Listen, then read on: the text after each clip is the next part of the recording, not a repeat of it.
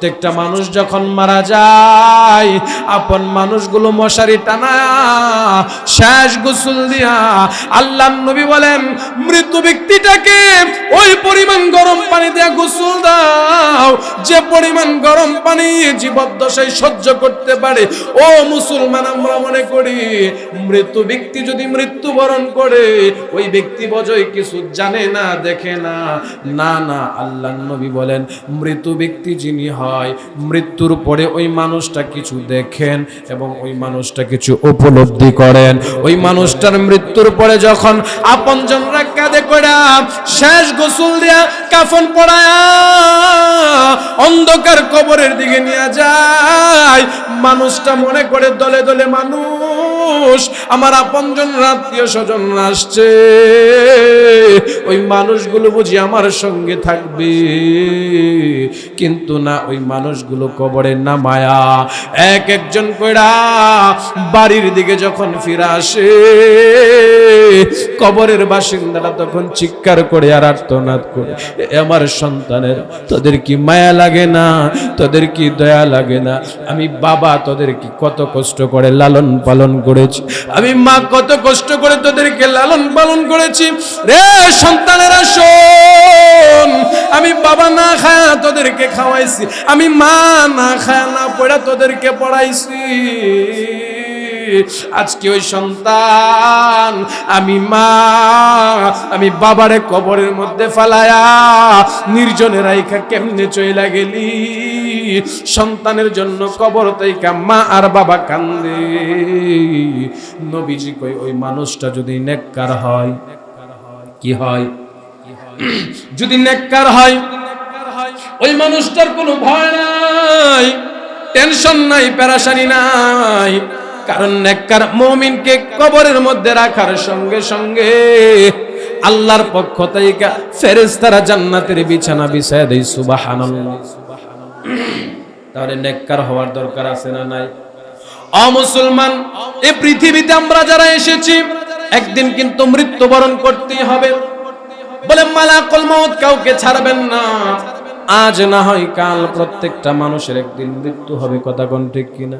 বাবা, আজকে আমি এই দিনে দুনিয়াতে যত পাপাচার করেছি, অন্যায় করেছি, গুনাহ করেছি, সেই গুনাহ নিয়ে যখন আল্লাহর আদালতে দাঁড়িয়েছি, সেই গুনার একটা অংশ, সেই গুনার একটা ভাগ কি তুমি নিবা? আপনার আমার সন্তান বলবে না, আপনার গুনার ভাগ আমি কেন নেব? আপনি গুনাহ করেছেন, আপনার গুনাহ সম্পর্কে আল্লাহ আপনাকে জিজ্ঞাসা করেছে, আপনি নিজে গুনাহ সম্পর্কে জবাবদিহিতা করুন। সম্মানিত হাজিরিন, দুঃখ আফসোসের বিষয় হলো এটাই সত্য যে আজকে আমরা সেই সন্তানের পিছনে এমন লেগেছি যে সন্তানের উন্নতির জন্য, ভালোর জন্য পাগল পাড়া হয়ে লেগেছি। সুদে ঘুষে হারাম পন্থায় উপার্জন করে সন্তানকে বিভিন্নভাবে প্রমোট করার চেষ্টা করতেছি। অথচ আল্লাহর রাসূল সাল্লাল্লাহু আলাইহি ওয়াসাল্লাম বলেন, দুনিয়ার মানুষ শোনো, দুনিয়াতে তোমাদেরকে আমি আল্লাহ পাঠিয়েছিলাম আমার ইবাদত বন্দেগীর জন্য। ইবাদত বন্দেগী কতটুকুন করলা এর সম্পর্কে একদিন আমি আল্লাহর কাছে জবাবদিহি করতে। ওই দিনের ভয় করো। কোন দিন? যেদিন তুমি মৃত্যুবরণ করবা, মৃত্যুর পরে তোমাকে কবরের মধ্যে শুইয়ে দেওয়া হবে, তোমার আপন সন্তানগুলো তোমাকে কাঁধে করে নিয়ে যাবে, বড়ই পাতা গরম পানি দিয়ে তোমাকে শেষ গোসল করিয়ে কবরের জগতে যখন তোমাকে রেখে আসবে, ওই দিন তুমি একাকিত্ব জিন্দেগি যখন যাপন করবা, তখন আফসোস করবা আর বলবা, হায় আফসোস, আমি কেন দুনিয়াতে নেকামল করলাম না। যদি নেকামল করতাম আজকের এই দিনে আমার কষ্ট হতো না। নেকামল যারা করে আল্লাহ তাআলা তাদেরকে দুনিয়াতেও সফল কাম দান করেন, পরকালেও মুক্তি দান করবেন। সুবহানাল্লাহ। নবীজির প্রিয় সাহাবী খলিফাতুল মুসলিমিন ওমর রাদিয়াল্লাহু তাআলা আনহু বলেন, আমি একদিন আল্লাহর নবীর কাছে প্রশ্ন করলাম, ইয়া রাসূলুল্লাহ, ইয়া হাবিবাল্লাহ, নবী গো, একজন মুমিনের দাম আল্লাহর আদালতে কি পরিমাণ? আল্লাহর নবী বলেন, একজন মুমিন যদি কোনো একটা রাস্তা দিয়া হেঁটে যায়, এই রাস্তাটা অপর রাস্তার সঙ্গে গড়ব করতে থাকে আর বলতে থাকে, রে জামালপুর পূর্ব পাড়ার রাস্তা, শোন, আমি পশ্চিম পাড়ার রাস্তার জীবন বড় ধন্য, পূর্ব পাড়ার রাস্তাটাকে বলে কেন ধন্য। আজকে আমি পশ্চিম পাড়ার রাস্তার উপর দিয়ে একজন মুমিন হেঁটে গিয়েছে, সুবহানাল্লাহ। শুধু কি তাই নাকি? একজন মুমিন, যে মুমিনের জন্য মুমিনের মৃত্যুতে আসমান কাঁদে, জমিন কাঁদে, সব কিছু কান্না করে। মুমিন বান্দা যে গাছের নিচে ছায়া গ্রহণ করে, ওই গাছ মুমিন বান্দার জন্য কাঁদে। মুমিন বান্দা যে প্লেটের মধ্যে খানা খায়, ওই প্লেট মুমিন বান্দার জন্য কান্না করে। ও মুসলমান, একটা দিন আসবে যদি আপনার আমার অবস্থা মুমিন হয়, নেককার হালত হয়, মালাকুল মাউত আজরাইল আপনার আমার সঙ্গে সাক্ষাৎ করার পরে মালাকুল মাউত আজরাইল আপনার আমার জানটা বড় আরামদায়ক ভাবে বের করবে। আর যদি গুনাহগার অবস্থা হয়, আপনার আমার জানটা বড় কষ্টদায়ক অবস্থায় বের করবে। কথা কোন ঠিক কিনা? আরে মৃত্যু এমন এক বস্তু যে মৃত্যুকে নবী রাসূলরা ভয় পাইত। কারণ মালাকুল মাউত আজরাইল যখন কাউকে জান কবজ করার জন্য ধরে, ওই মানুষটা এত কষ্ট, এত নির্যাতন নিপীড়ন শিকার হয়, তামাম পৃথিবীতে মৃত্যু ছাড়া কোনো মানুষ সেই অবস্থা উপলব্ধি করতে পারবে না। নবীজির জলিলুল কদর সাহাবী হযরত উসমান গনি রাদিয়াল্লাহু তাআলা আনহু, জান্নাতের টিকিট পানেওয়ালা একজন সাহাবী, যিনাকে আল্লাহ তাআলা জান্নাতের টিকিট দিয়েছে দুনিয়াতে থাকা অবস্থায়। হযরত উসমান গনি রাদিয়াল্লাহু তাআলা আনহু অত্যন্ত দামি একজন সাহাবী। ওই সাহাবীর মধ্যে কবরের ভয় কি পরিমাণ ছিল, জাহান্নামের ভয় কি পরিমাণ ছিল। হযরত উসমান গনি রাদিয়াল্লাহু তাআলা আনহু যখন কোন কবর দেখত, কবরের পাশে দাঁড়ায় হাউ মাউ করে চিৎকার করত, এত জুড়ে জুড়ে বিকট আওয়াজে কান্না করত। উমরের কান্নায়, উসমানের কান্নায় মানুষ জমা হয়ে যাইত। সাহাবায়ে কেরাম জিজ্ঞাসা করত, ও ভাই উসমান, চোখের পানি ফালাইতে ফালাইতে গাল বিজায়া, চেহারা বিজায়া, বুক বাসায় ফেলছেন, আপনি তো আল্লাহর নবীর দরবারে বসা অবস্থায় জান্নাত জাহান্নামের বর্ণনা শুনলে এত কান্না করেন না, এখন কেন তো কান্না করতেছেন? কবর দেখলে কেন কান্দেন? আর আপনি তো একজন জান্নাতের টিকিট পানেওয়ালা সাহাবী। হযরতে উসমান জিন্নুরাইন রাদিয়াল্লাহু তাআলা আনহু বলেন, ও সাহাবায়ে কেরাম শুনো, আমি জান্নাত জাহান্নামের বয়ান শুনলে কেন কাঁদি না, আর কবরের বর্ণনা শুনলে কেন কাঁদি? হযরত উসমান গনি রাদিয়াল্লাহু তাআলা আনহু বলেন, রে দুনিয়ার মানুষ, প্রত্যেকটা মানুষের মৃত্যুর পরে প্রথম ঘাটির নাম হলো কবর। কবর যদি কারো জন্য বিপজ্জনক হয়ে যায়, ওই কবর থেকে ওই মানুষটার আযাব শুরু হয়ে যাবে। আমি কান্দি, আমি তো জানি না কবরের মধ্যে আমার সঙ্গে কি ব্যবহার করা হয়। অথচ উসমান রাদিয়াল্লাহু তাআলা আনহু জান্নাতের টিকিট পানেওয়ালা একজন সাহাবী। ওই সাহাবী কবর দেখলে এমন ভয় পাইতো। মুসলমান আজকে তো আমাদের মধ্যে কবরের ভয় নাই, জাহান্নামের ভয় নাই, হাসরের মাঠের ভয় নাই। আজকে আল্লাহর ভয় আমাদের অন্তরে নাই। যদি আল্লাহর ভয়, কবরের ভয়, জাহান্নামের ভয় অন্তরে থাকতো, আমাদের দ্বারা কখনো গুনাহ করা সম্ভব হইতো না, নাফরমানি করা সম্ভব হইতো না। এই জন্য যুবক ভাই, মুরব্বী বাবা, পর্দার অন্তরালের মা, জাহান্নামের ভয় এমন এক ভয়, জাহান্নামের ভয় যার অন্তরে থাকে, ওই মানুষটাকে আল্লাহ মাফ কইরা জান্নাতের মেহমান বানায়া দেয়। সুবহানাল্লাহ। যে মানুষটার অন্তরে জাহান্নামের ভয় থাকবে, ওই মানুষটাকে আল্লাহ তাআলা জান্নাতের মেহমান বানায়া দিবেন। মা খাদিজা রাদিয়াল্লাহু তাআলা আনহা জান্নাতের টিকিট পানেওয়ালা একজন সাহাবা হযরতে মা খাদিজা রাদিয়াল্লাহু তাআলা আনহা মৃত্যুর 3 দিন পূর্বে এমন কান্না আমার আপনার নবী মা খাদিজার কান্না দেখা নবীজি খাদিজার কাছে বৈশা বলে, ও খাদিজা কেন কান্না করো? কে তোমাকে আঘাত করছে? কে তোমাকে গালমন্দ করেছে বলো? মা খাদিজা চোখের পানি ফালায় কান্দে। মা খাদিজা কিচ্ছু বলে না। আল্লাহর নবী জিজ্ঞাসা করেন, খাদিজা বলো কোন কারণে কান্না করো? মা খাদিজা রাদিয়াল্লাহু তাআলা আনহা বলেন, ইয়া রাসূলুল্লাহ, ইয়া হাবিবাল্লাহ, নবী গো আমি কান্দি কবরের ভয় সম্পর্কে।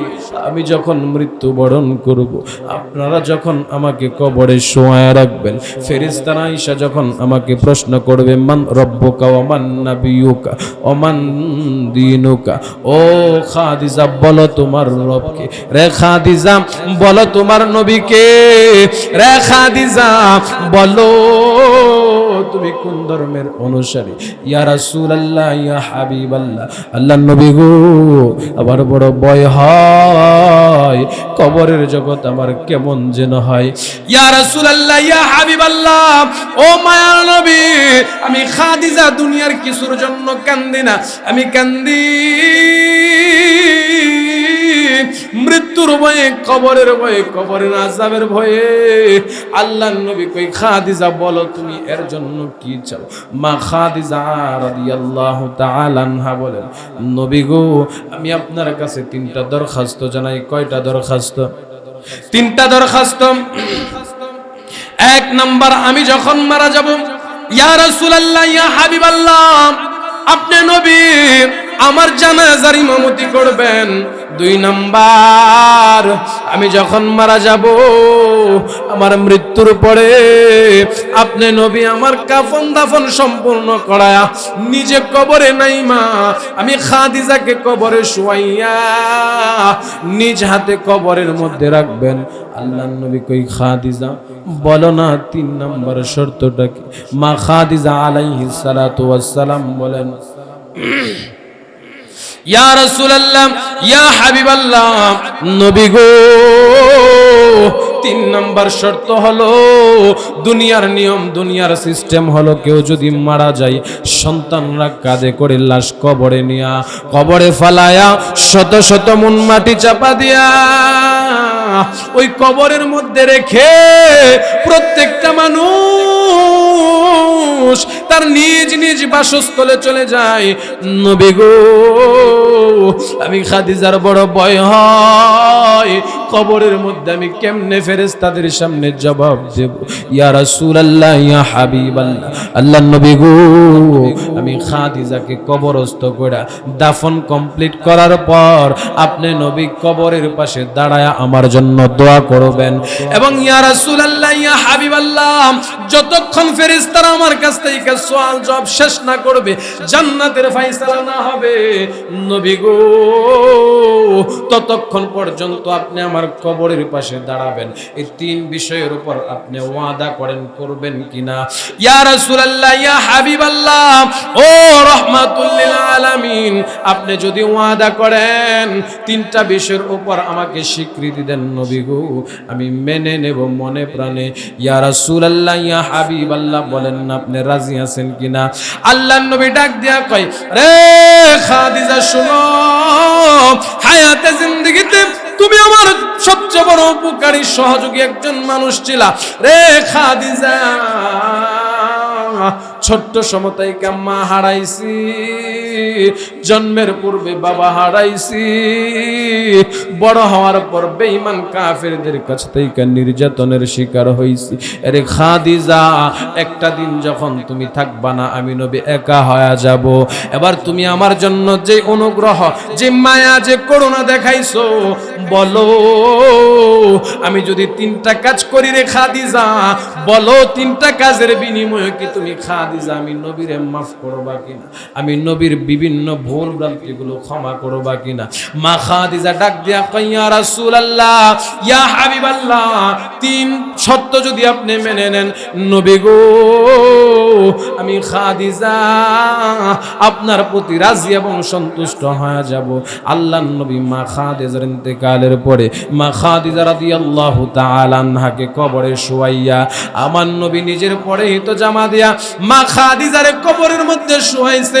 শুধু কি তাই নাকি, আল্লাহর নবী রাহমাতুল লিল আলামিন মা খাদিজারে কবরের মধ্যে শোয়া নবীজি কবরের উপর মাটি দিয়া কবরের পাশে দাঁড়ায়া গুনগুন গুনগুন করে এতিম বাচ্চাদের মতো কান্না করে আমার আল্লাহর পক্ষ থেকে আওয়াজ আসছে, নবী গো আর কাঁদবেন না, কান্না করবেন না, আমি আল্লাহ খাদিজার উপর সন্তুষ্ট হইয়া আমি খাদিজারে মাফ করে দিছি। সুবহানাল্লাহ।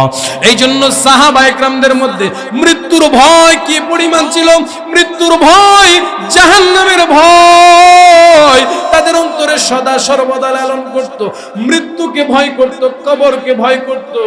আজকে তো আমাদের মধ্যে মৃত্যুর ভয় নাই, কবরের ভয় নাই, জাহান্নামের ভয় নাই। এই জন্য আমরা যেই কোনো গুনাহ করতে পারি, অমুসলমান মৃত্যুকে ভয় করা, মৃত্যুকে ভয়, অন্তরে মৃত্যুর ভয় লালন করা দরকার আছে না নাই? মৃত্যুর যন্ত্রণা কত কঠিন সইতে আমি পারিব না, কবরের আযাব এত কঠিন সইতে আমি পারিব না। ওগো দয়াময় হে রাহিম, চাই যে শুধু তোমার করুণা, মৃত্যুর যন্ত্রণা এত কঠিন সইতে আমি পারিব না, কবরের আযাব এত কঠিন সইতে আমি পারিব না। মসজিদের ওই পালকিখানা আসবে সবার দ্বারে সবার জানা, মসজিদের ওই পালকিখানা আসবে সবার দ্বারে সবার জানা, বড়ই পাতার গরম পানি শেষ গোসল দিবে সব জানা, গোসল শেষে সাদা কাফনে চির বিদায় দিবে হে মনা, গোসল শেষে সাদা কাফনে চির বিদায় দিবে হে মনা। প্রত্যেকটা মানুষ যখন মারা যায়, আপন মানুষগুলো মশারি টানা শেষ গোসল দিয়া আল্লাহর নবী বলেন, মৃত ব্যক্তিটাকে ওই পরিমাণ গরম পানি দিয়া গোসল দাও যে পরিমাণ গরম পানি জীবদ্দশায় সহ্য করতে পারে।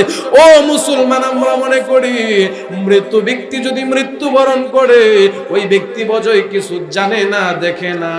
না না, আল্লাহর নবী বলেন মৃত ব্যক্তি যিনি হয়, মৃত্যুর পরে ওই মানুষটা কিছু দেখেন এবং ওই মানুষটা কিছু উপলব্ধি করেন।